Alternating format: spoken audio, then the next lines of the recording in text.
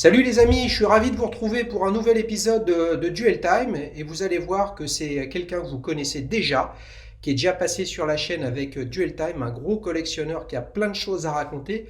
Et là, il nous fait un grand plaisir. Il va nous raconter une histoire avec une marque qui n'est pas passée sur la chaîne, la marque Baume et Mercier, avec une histoire assez singulière, créée en 1830, rendez-vous compte, mais dont le nom Baume et Mercier provient de la fusion avec la famille Mercier au début des années 20. Donc finalement une histoire plus courte avec des modèles assez connus comme la Classima par exemple. Mais c'est pas ce modèle-là. C'est un modèle beaucoup plus iconique, si je puis dire, d'une certaine époque de l'horlogerie. Vous allez voir ça. J'aime beaucoup les montres avec ce style-là. C'est parti dans un nouveau Duel Time avec Sébastien qui va nous raconter sa Baume et Mercier Riviera. Jingle.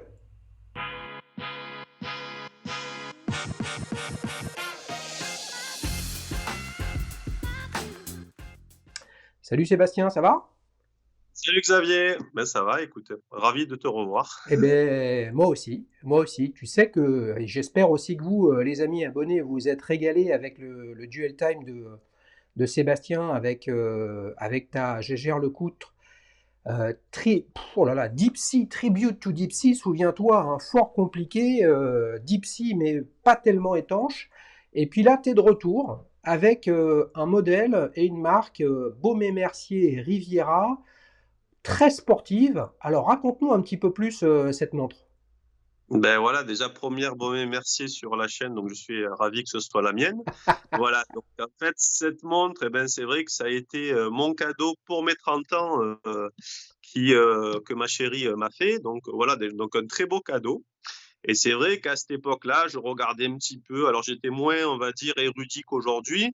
Mais voilà, ça a été, on va dire, ma première belle montre mécanique, puisque on est sur une montre mécanique chronographe. Donc voilà, et puis petit à petit, on va le voir ensemble. C'est vrai que cette montre a pas mal de codes des anciennes, de certaines montres très connues. Mais ça, je ne l'ai su qu'après. Voilà. D'accord. T'as eu 30 ans il y a combien de temps? Alors là, je vais sur mes 40 l'année prochaine, donc la montre a 9 ans. Tout à fait. D'accord. Ok, là une Voilà. petite dizaine d'années. Écoute, quand tu m'as dit, tiens Xavier, je t'entends souvent dire qu'il y a certaines marques, dont Baume et Mercier, qui sont pas encore passées sur la chaîne, bah, spontanément, tu t'es proposé pour nous en parler. À ce titre, les amis, je voulais vous dire que Sébastien anime aussi une chaîne sur YouTube qui s'appelle Watch Épicure. Je vous mets le lien dans la description et puis avec une petite vignette là qui apparaît à l'écran. Et quand tu m'as envoyé les photos, donc je t'ai spontanément dit oui, hein, quand tu m'as envoyé les photos de cette Baume et Mercier, alors là, je suis quand même pas tombé de l'arbre ou de l'armoire, mais c'est vraiment quelque chose auquel je m'attendais pas du tout, tellement la gamme actuelle est globalement extrêmement classique. Tout à fait, oui. Ben, c'est un peu dommage, je trouve, parce qu'avec ce type de modèle, je trouve que Bois et Mercier tient là, on va dire, une montre qui a une esthétique assez singulière et qui peut se démarquer de la concurrence. Donc, elle reprend pas mal des codes des années 70. Donc, on voit Belen Ross avec sa BR05. Donc, pourquoi pas Bois et Mercier peut-être ressortir une Riviera des cartons. Je pense que ça leur ferait du bien au niveau commercial. Ce Ouais, serait intéressant. ouais, ouais, ouais. Bah, tu vas voir, les amis, vous le savez, un Duel Time, il y a l'histoire d'un anonyme, hein, Sébastien, il devient connu maintenant, il passe souvent sur la chaîne, hein, mais qui présente sa montre, et puis après, je lui présente quatre autres modèles. Donc tu verras que j'ai des petites surprises pour toi, Sébastien. Mais la surprise, la première que j'ai pour toi et pour tous les abonnés, c'est que comme c'est la première Baume et Mercier, bah, il a fallu quand même que je bosse un petit peu le sujet. Et figure-toi que j'ai retrouvé trace de la première Riviera qui est sortie en 1973. Et oui, les amis, D'accord. 73, c'est l'année qui a suivi le lancement de la Royal Oak en 72 et c'est 3 ans avant la Nautilus de Patek. Regarde ce modèle, tout or, certes à quartz, un dodécagone, hein, 12 faces. Douce Euh, face. Pareil au niveau du chemin de fer à l'intérieur, un peu à l'instar d'une constellation. Honnêtement, je me demande si Gérald Genta est pas derrière le design de cette montre. Qu'est-ce que tu en penses? Ben, j'en pense qu'il y a beaucoup de similitudes. Et puis, j'ai eu regardé une fois que j'ai connu, la Royal Oak, la Nautilus, tout ça. Donc, j'ai vu dans cette montre certaines similitudes. J'étais allé voir sur Wikipédia et il y avait marqué que Gérald Genta design Riviera Bombay Mercier. Je n'en suis pas sûr. Il n'y a pas de document officiel sur ça. Mais on peut y voir une certaine, on va dire, une certaine relation. Voilà. C'est Ouais, possible. C'était dans l'air du temps, un peu comme la Vacheron Constantin Overseas, la 222 aussi, qui était une montre qui se rapprochait assez proche de la Royal Oak ou ouais, ouais. voilà. Mais pour le coup, l'ancêtre de la Overseas, comme tu le dis, la 222, pour le coup, n'a vraiment pas été designée par Gérald Argentin, Genta, mais par un autre designer dont le nom m'échappe. Mais en tout cas, c'est quelque chose qui est avéré. En tout cas, ton modèle a clairement une filiation dans l'histoire de la marque. Et du modèle, pardon. Si on revient maintenant à ta montre, là on la voit plein format, c'est une montre qui Mhm. fait 42 mm, très sportive, avec des chiffres romains, ce qui est un peu l'opposé de l'esprit sportif, un bracelet en caoutchouc. Voilà. C'est quoi le petit détail que tu préfères dans cette montre? Ah ben moi j'aimais beaucoup en fait si on voit la sorte en fait le sorte de menottes qui entoure les deux sous-compteurs. Donc moi qui me faisait penser en fait à une culasse automobile. Donc comme je suis vendeur automobile, pour moi voilà c'était un peu une inspiration mécanique sur la montre. Voilà, avec les vis à laine qui étaient extérieures. Donc voilà, je la trouvais assez mécanique cette montre. Voilà, donc c'était ma première belle montre, on va dire, de manufacture suisse. Donc, comme tu dis, il y a pas de mauvaise montre. Mais voilà, on va dire première montre automatique avec, je trouve, voilà, une belle finition, un joli modèle, quoi. Un joli Ouais, modèle. ouais. Tu la qualifies comment dire, quand tu la portes de sportive, comment tu vois, si tu lui devais lui Moi, donner un adjectif, tu sais que l'adjectif de sa montre, c'est aussi l'un des marqueurs de la chaîne. Si tu avais un adjectif à nous donner, ce serait lequel? moi je la qualifierais de méca chic, c'est-à-dire le mélange du chic et du mécanique.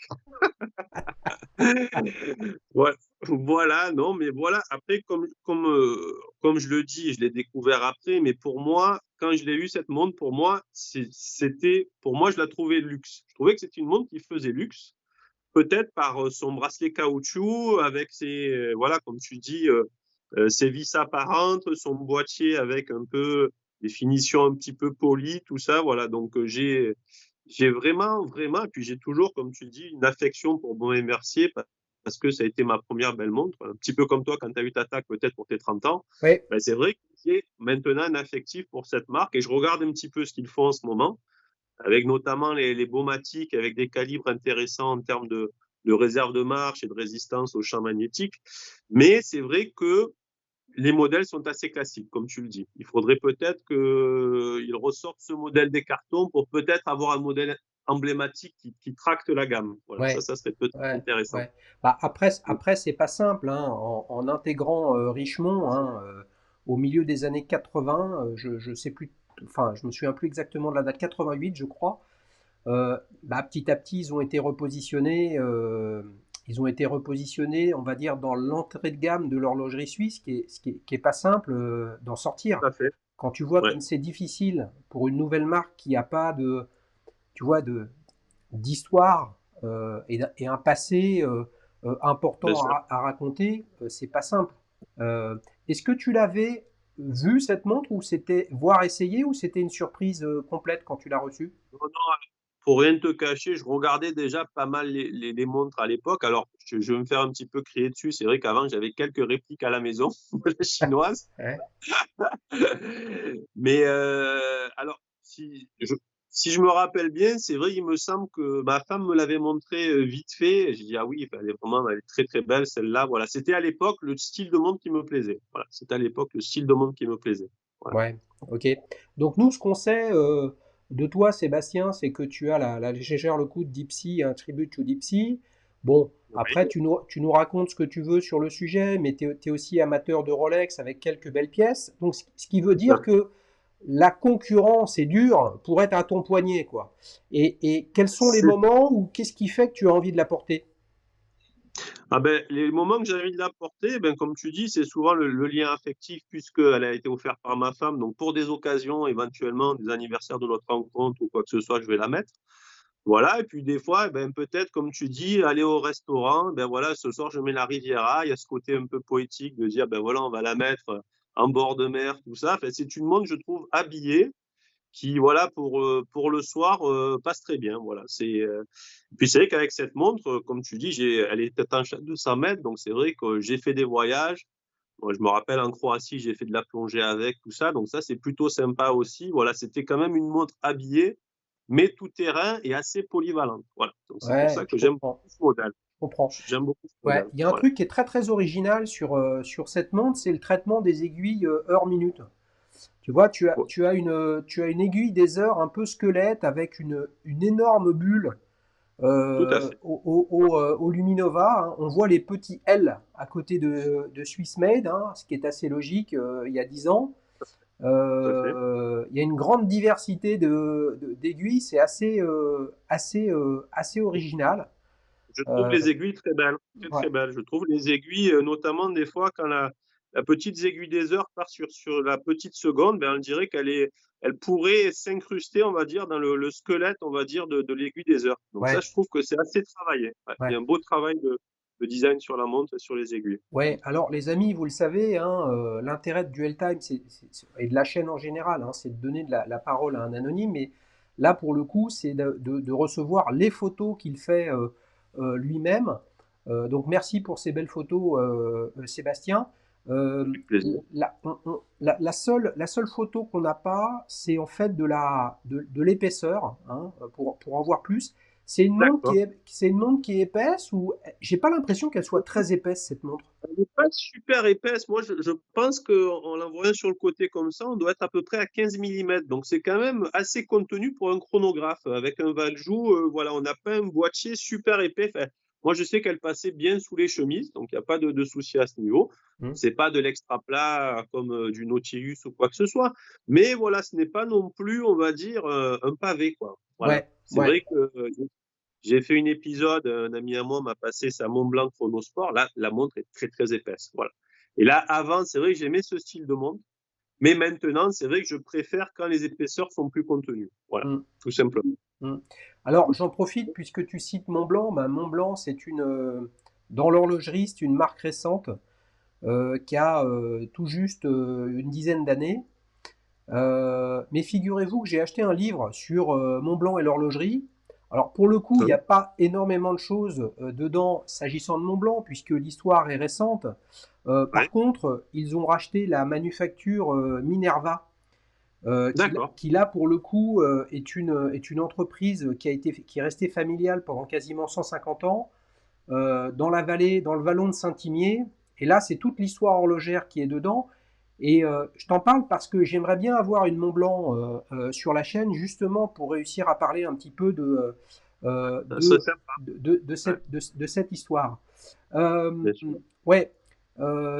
Quand les gens remarquent ta montre, Ouais. qu'est-ce qu'ils se disent? Parce que très clairement, c'est un modèle comme ça. S'il passe en un dixième de seconde, une demi-seconde, avec quelqu'un qui a l'œil aiguisé, entre guillemets, bah, oula, attends, Qu'est-ce que c'est? c'est une Bell Ross, c'est une Hublot, c'est une Royal Oak Offshore. Voilà, on peut se tromper. Voilà, qu'est-ce que tu en penses de ça, le fait qu'elle soit identifiable mais non identifiée? Ben, c'est un peu un orni, j'ai envie de te dire, un objet horloger non identifié. Non, non, mais après, c'est vrai que je me rappelle les premières réactions quand je l'avais eu juste après, quand ma femme l'avait offert, quand mes amis l'avaient vu, mes copains. C'est vrai, ils m'avaient dit, waouh, mais ça c'est vraiment de la très belle montre, montre de luxe. Voilà, donc la montre faisait son effet. Voilà, c'était. Alors après, comme je dis, je pense que la mode des hublots, tout ça est arrivé un peu après. Je pense que quand j'ai eu cette montre, on n'était pas encore dans ce phénomène-là, mais elle s'inspirait peut-être des codes. Alors après, je sais pas, par exemple la Royal Oak, la Offshore, celle que tu avais présentée sur ta chaîne avec du caoutchouc, tout ça. Peut-être qu'elle était aussi à peu près dans ces années-là, donc peut-être que les marques horlogères commençaient un petit peu à s'inspirer, à mettre du caoutchouc sur les bracelets, tout ça. Ouais, Voilà. Mais c'est vrai que les premières réactions, après, bon, c'est comme je change souvent de montre, donc j'ai pas, on va dire, mais j'ai eu pas mal de fois de remarques que c'était une très belle montre. Voilà. ouais. Ça, c'est Bah, sûr. c'est vrai que il y a tellement de marques qui ont, on ne sait pas trop ce qu'elles font, ce qu'ils cherchent à faire, ou elles sont presque, je parle de modèles un peu insipides, entre D'accord. guillemets. Là, il y a clairement un choix extrêmement, comment dire, visible. Et je me dis, dites-moi dans les commentaires, les amis, hein, mais je ne serais pas étonné qu'il y ait beaucoup de gens qui trouvent ça super et les autres qui trouvent ça absolument abominable et qui est C'est finalement ça. peu d'entre deux. Je pense que c'est un modèle qui laisse personne indifférent. Mmh. Ouais, tout à fait, oui, tout à fait. Autant comme je peux être fan aujourd'hui de cadrans assez épurés, très simples et tout ça, autant quand je remets celle-là, je trouve que voilà, c'était une belle pièce, quoi. Voilà, avec ses spécificités, donc les chiffres romains, toi, bon, je sais que tu n'es pas super fan, mais quand je la remets aujourd'hui avec, on va dire, ma culture horlogère d'aujourd'hui, ben voilà, on comprend un petit peu mieux les choses et on se dit, ben voilà, l'ADN en fait de cette montre, comment elle a été conçue, la qualité de fabrication, par contre, c'est vrai que ça, aucun problème. Juste le rubber silicone qui s'est abîmé au bout de 8 ans que j'ai fait changer. Donc ça, petite astuce, on va dire, c'est souvent moins cher chez un AD de la marque que sur Internet. C'est-à-dire que les prix sur Internet des bracelets, eh ben, des fois, on est surpris d'aller chez un revendeur agréé. C'est souvent moins cher de le faire chez un revendeur agréé, chez Mais un AD. ça c'est un bracelet Baume et Mercier. Tout à fait, oui, tout à Ah fait. C'est ouais, un bracelet donc Mercier. elle est Ouais. plus au catalogue, mais le bracelet est suivi. Tout à fait. Ouais, ouais, Ouais, ouais. c'est intéressant. Alors, c'est vrai que, bon, là, tu l'as eu, tu l'as reçu en cadeau il y a un petit peu moins de 10 ans. Ouais, Euh, Moi, je serais pas étonné que ce modèle-là, tel qu'il est, on a compris, hein, je vous remonte l'image, les amis, regardez cette beauté. Ah, évidemment, là, c'est un modèle en 34 pour femmes qui est assez petit, etc. Mais vous l'imaginez en taille géant, c'est-à-dire en jumbo à l'époque, en 39 mm en acier, 39-40. bam, c'est une tuerie. Et même full gold comme ça, je me demande si un jour je vais pas me laisser tenter par un truc pareil, hein. Si vous me dites, si vous pensez que je suis fou, il faut me le dire, bien évidemment. Ce que je voulais dire, c'est que la montre de sport, comme ça, assez Ouais, masculine, c'est masculine, voilà, ouais, tout à fait. avec des chiffres romains, pour moi, c'est un marqueur de fin des années 90, début des années 2000. C'est-à-dire, on est entre D'accord. deux, on ne sait pas trop où se positionner. Et je pense, c'est pour ça que je te dis ça, et je le partage avec toi et avec vous tous, mon sentiment, c'est que ce type de montre, dans les 5-10 prochaines années, ça va devenir extrêmement recherché. Et je ne sais pas si tu te souviens, le Dual Time que nous avons fait avec, je ne me souviens plus de son prénom, excuse-moi du sujet, mais avec une Ebel El Primero, Tout à fait. Ouais, c'était un peu la même chose. C'est-à-dire que tu as le calibre auto légendaire. bien sûr. Tu as une montre or et acier assez classique, mais c'est un chrono qui fait sport, et puis tu as des chiffres romains. Et là, on est un petit peu perdu. Et même si les deux styles sont différents, eh ben, pour moi, ce sont des marqueurs de ce que faisait l'horlogerie haut de gamme il y a une vingtaine d'années. Tout à fait. Ouais, tout à fait. C'était assez étonnant d'ailleurs, c'était belle, en partenariat avec Zenith. Voilà. Et puis je me rappelle, mon frère avait acheté à l'époque une Seiko, mais c'était une quartz, mais un peu haut de gamme, qui avait un peu le look, on va dire, les matériaux de l'Ebel, c'est-à-dire un peu du doré, un peu du cuir, tout ça. Donc c'est vrai que on avait vraiment cet ADN, comme tu dis, qui était entre le sport et le côté habillé classique, quoi. Ouais, Voilà. ouais. Là, on a parlé du El Primero, hein, on en reparlera tout à l'heure parce que je t'ai mis une petite zénith dans le questionnaire, enfin dans le sondage. Euh, qu'est-ce, J'aime bien Zenith. qu'est-ce qu'il y a qu'est-ce qu'il y a comme mécanique ou comme calibre là-dedans? Là, Alors, tu t'as un trou de serrure au dos là pour essayer de voir quelque chose. Voilà, donc en fait, on est sur le bon vieux Valjoux 7750, Ouais, qui trop est bien. oh, super tracteur, il n'y a pas de souci, qui est décoré, il me semble, sur la masse oscillante en Côte de Genève. Donc voilà, c'était aussi pour moi, quand je l'ai reçu, vraiment super sympa de voir la masse oscillante au dos avec cette petite fenêtre et je trouvais ça vraiment top. Et voilà, je pense que c'est peut-être ce qui m'a donné aussi l'amour des montres mécaniques. Voilà, Ouais, ça c'est. ouais, ouais, c'est Ouais. vrai. Et c'est vrai que cette lunette, maintenant que tu le dis, ce fond de boîte ajouré, lorsque c'est arrivé sur le marché, c'est pareil, hein, c'était il y a, pour moi, il y a une vingtaine d'années. Et au début, D'accord. il y avait pas le fond de boîte totalement en saphir, ouvert. On était encore sur un petit orifice. Et puis petit à petit, les technos ont aidé. Et là, c'est un peu le symbole de ça. C'est-à-dire, ça sert à voir la masse oscillante, mais en fait, tu vois rien du calibre. C'est ça, ouais, exactement, ouais, tout à fait. Est-ce qu'il y a un petit truc qui te sort par les yeux dans cette montre-là? Comme ça, non, enfin, qui me sort par les yeux, Non, mais honnêtement. qui te sort par les yeux, un truc où tu te dis, ouais, ça j'aime moins, c'est dommage. Non, honnêtement, je la regarde. En fait, c'est un tout. Voilà, pour moi, la Riviera, c'est la montre est telle quelle. Donc, on aime ou on n'aime pas. Bon, moi, quand je l'ai reçue, elle m'a plu. Donc voilà. Après, c'est vrai que non, je regarde un petit peu même sur le côté au niveau des poussoirs. Ouais, non. Après, comme tu dis, oui, éventuellement, l'ouverture au dos aurait pu être peut-être un peu plus importante pour apprécier un petit peu Ouais, plus le ouais. le le calibre. Mais dans l'ensemble, je trouve que c'est cohérent. Voilà, je trouve que c'est une montre qui était assez réussie. Ouais. D'ailleurs, il Ouais, existe une ouais, variante en or rose aussi, me semble-t-il. ouais, ouais. Et une version squelette.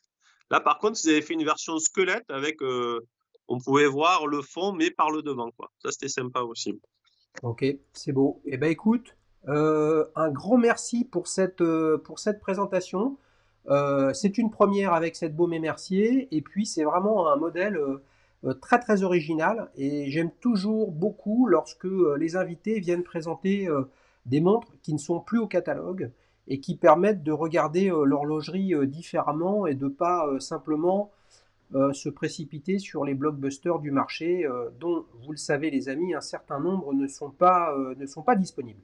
Alors, Hmm. mon cher Sébastien, on va passer à la deuxième partie de ce Duel Time. Tu connais la chanson et la mécanique, hein. Je vais te présenter quatre montres et tu vas Allez. devoir nous dire sur chacune de tes montres, un peu essayer de les décortiquer. Voilà.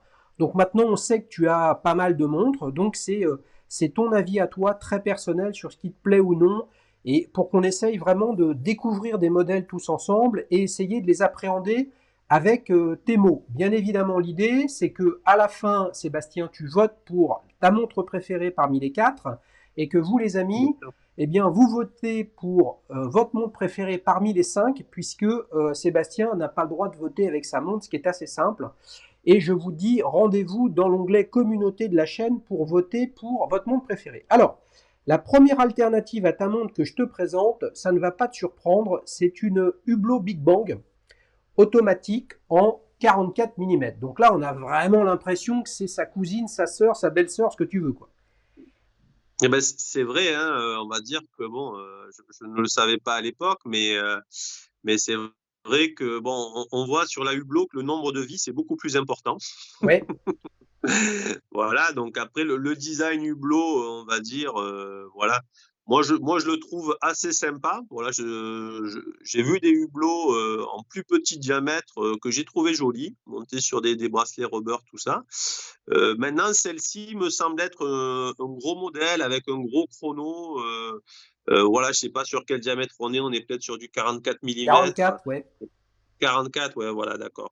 Voilà, non, après, si vous voulez, je trouve que la Baume & Mercier est plus élégante dans son boîtier, c'est peut-être le Déo Décagone qui fait ça, que la Hublot.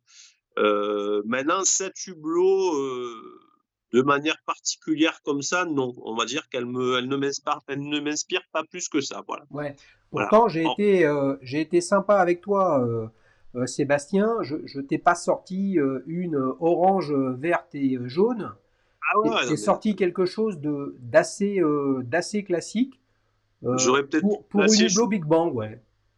Ouais, ouais, c'est vraiment le classique de chez du Big Bang, quoi. Voilà. Bon, Après, ça reste une jolie montre. Après, je ne connais pas l'épaisseur de cette montre. Je ne sais pas si c'est une montre qui est assez imposante au poignet. Mais comme ça, de but en blanc, non. Mais bon, après, on retrouve l'ADN de l'Hublot avec les deux petites vis en dessous de la lunette. Voilà, c'est une marque, c'est une montre quand même qui a marqué son époque, hein, la Big Bang. Bon, voilà. Après, c'est vrai qu'elle est maintenant assez associée au côté bling bling, un petit peu joueur de foot, tout ça. Voilà, il n'y a pas de, sans être péjoratif, il n'y a pas de souci à ce niveau. Mais voilà, moi je trouve que c'est un joli modèle, mais dans mes goûts actuels, non, ça serait un petit peu trop gros, trop chargé, trop mm. gros chronographe. Alors tu lui mets combien de 0 à 10 à cette hublot?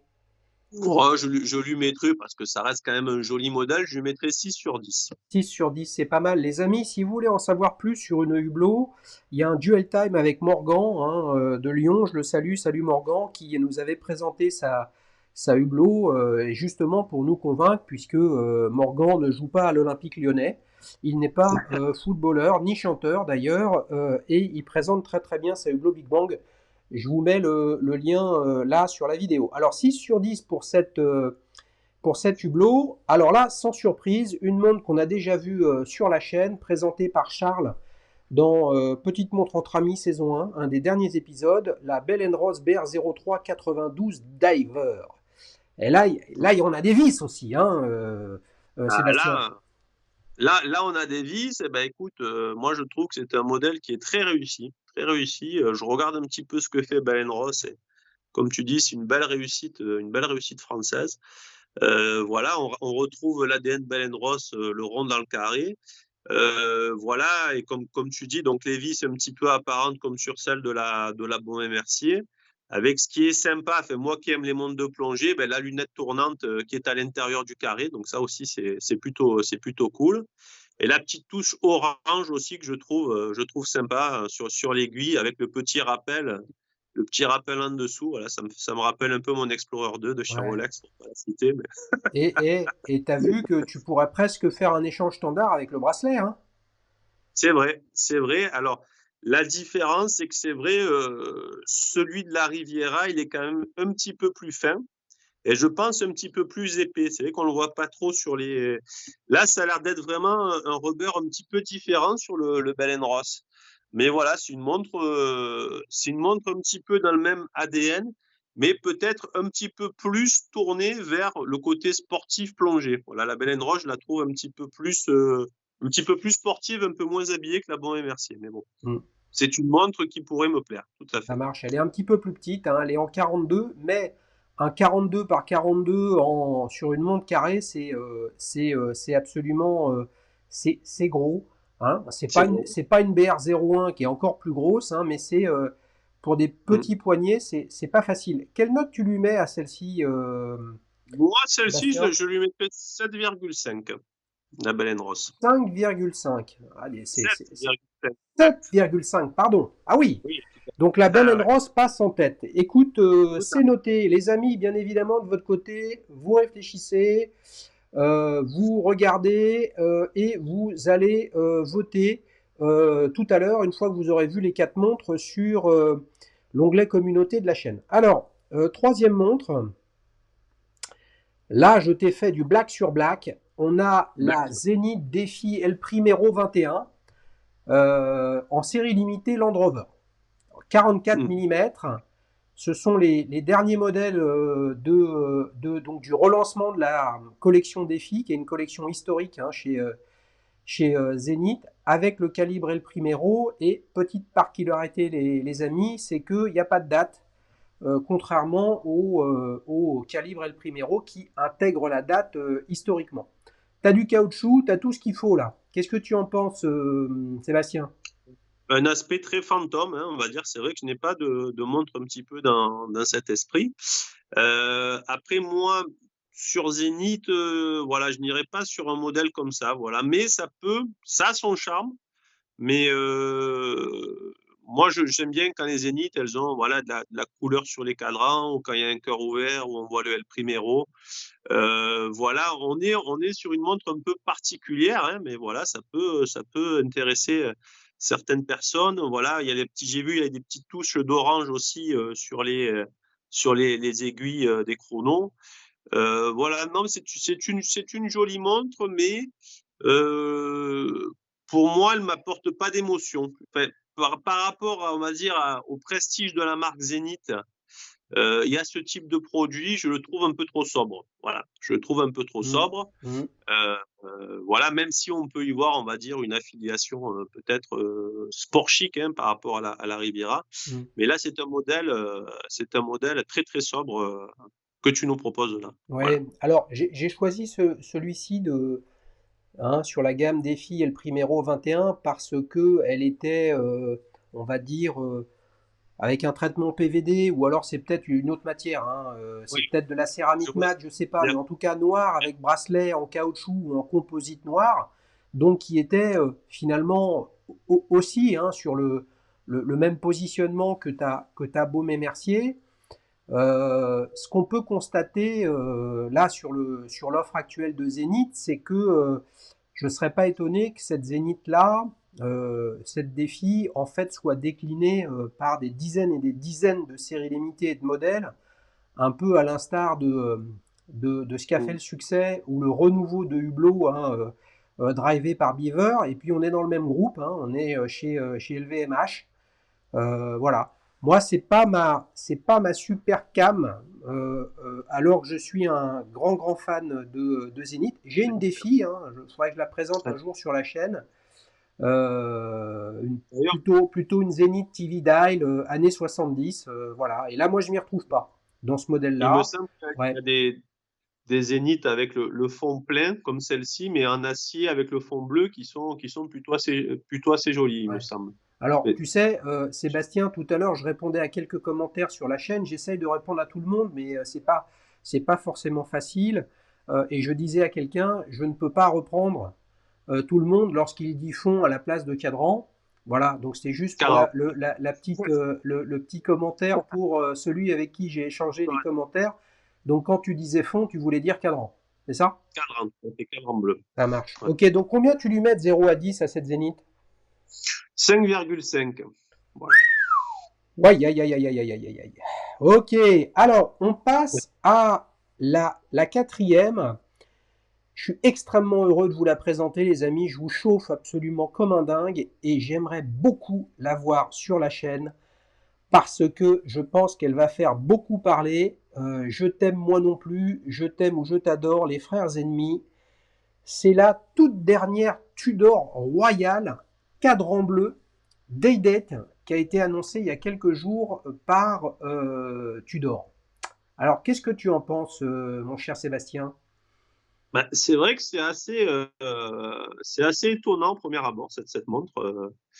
Elle reprend des codes, on va dire, stylistiques des années 70 avec son bracelet intégré, me semble-t-il.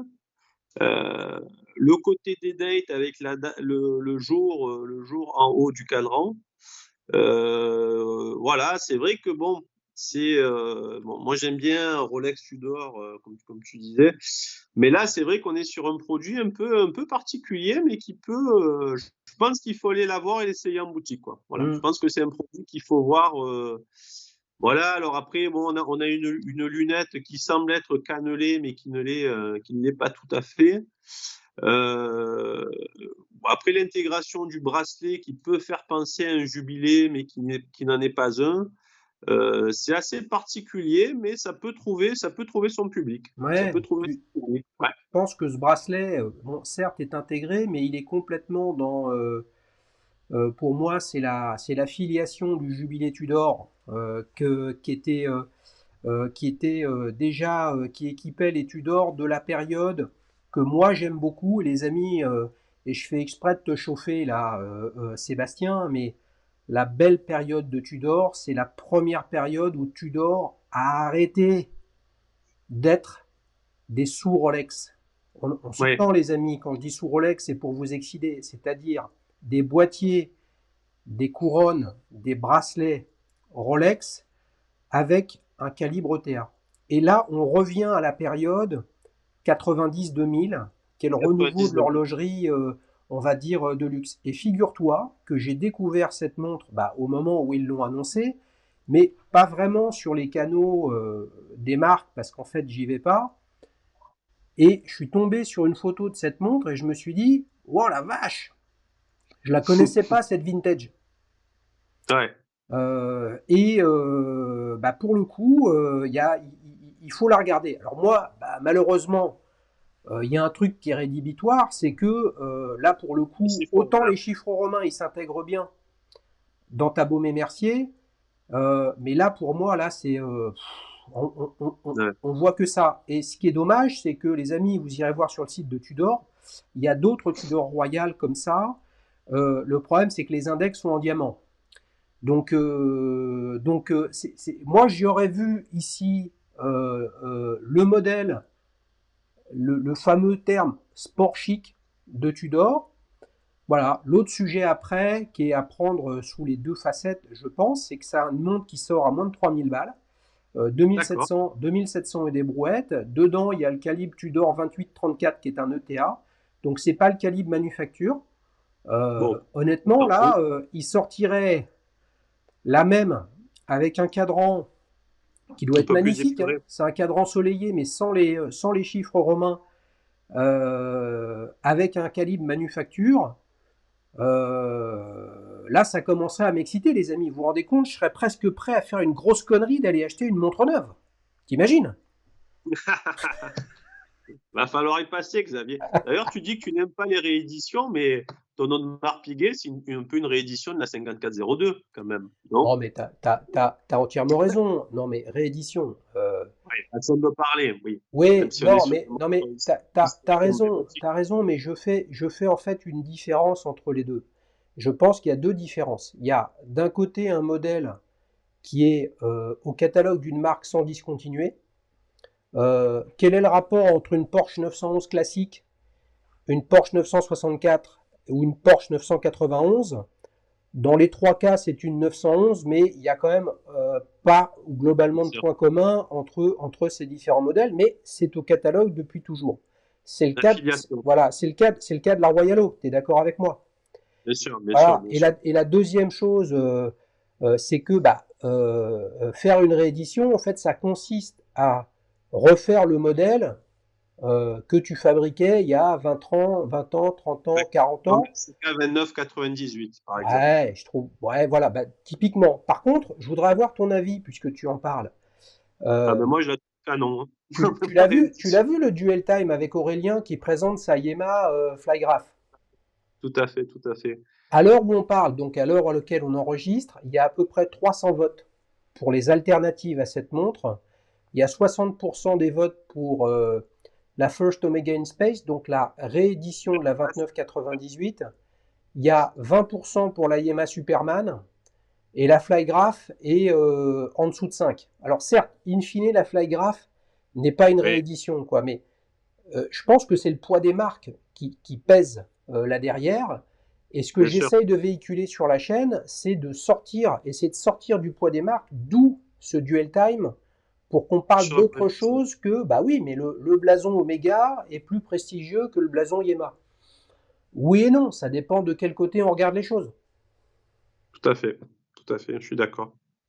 Puis bon, Alors je pense que quand on aime les montres, on passe à travers ça. combien tu lui mets à celle-là alors?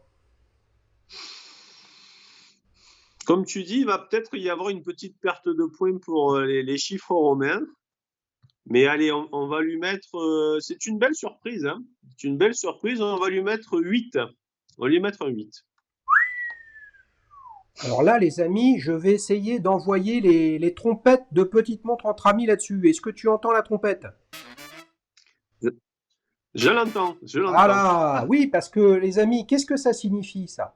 Ça signifie que notre ami Sébastien vient d'élire comme montre préférée la Tudor Royal avec un superbe cadran bleu, voilà, avec une lunette à moitié Honnêtement, crantée, à moitié lisse. Voilà. Honnêtement, pour le prix, elle est vraiment intéressante. Pour le prix, je trouve que c'est un produit qui a du potentiel. Voilà. Après, je pense qu'il faut la mettre au poignet, voir l'émotion qu'elle peut générer, mais Mm. c'est intéressant. Mm. C'est intéressant. Les amis, Oui. je compte sur vous pour aller dans l'onglet communauté pour voter pour votre montre préférée. Et puis bien évidemment, j'essaierai à un moment, pour l'instant je ne l'ai pas fait, de faire un petit récap de ces votes pour essayer d'en sortir la moelle, ou en tout cas ce qui fait que telle ou telle montre est plus appréciée des uns et des autres. Sébastien, un grand merci. Oui. Hein? Eh ben, merci Un à toi, grand merci Xavier. d'avoir participé à cet épisode de Duel Time. Si vous voulez participer une première fois, là, Sébastien, c'était la deuxième, eh bien, c'est extrêmement simple. Vous m'écrivez, si possible maintenant, exclusivement sur www.dailyshoes.fr. Comme ça, vous remplissez un formulaire. C'est plus facile pour moi pour faire le suivi des demandes parce que ça arrive de partout. Merci les amis, je vais pas m'en plaindre. Ça arrive de partout avec Instagram, avec Facebook. L'idée c'est toujours de passer un bon moment et de s'éclater comme on vient de le faire avec Sébastien. Vous le savez, sur la chaîne, il y a plein de programmes. Sébastien, lui, habite dans le sud de la France, donc c'est pour ça qu'on fait les choses à distance. Tous ceux qui habitent à l'étranger, c'est pareil. Duel Time, c'est le programme pour vous. Et puis, ceux qui habitent en région parisienne, eh bien là, on peut enregistrer sur place. L'alternative, et je crois, Sébastien, que tu vas préparer quelque chose, c'est que vous pouvez faire une vidéo, ma montre et moi, le truc super selfish, vraiment très perso avec votre téléphone, où vous nous racontez votre montre, les mesures, la taille, le truc. Ouais, si vous voulez, ce qui compte, c'est pourquoi votre montre, elle vous plaît. Et puis une petite dernière, Sébastien, allez voir sa chaîne Watch Epicure sur YouTube. Vous allez voir qu'il raconte ses montres. Et c'est toujours intéressant d'avoir l'avis de quelqu'un sur sa montre, puisque une montre sans son propriétaire, c'est comme un violon sans violoniste, ça sonne creux. Allez, salut les amis, à bientôt.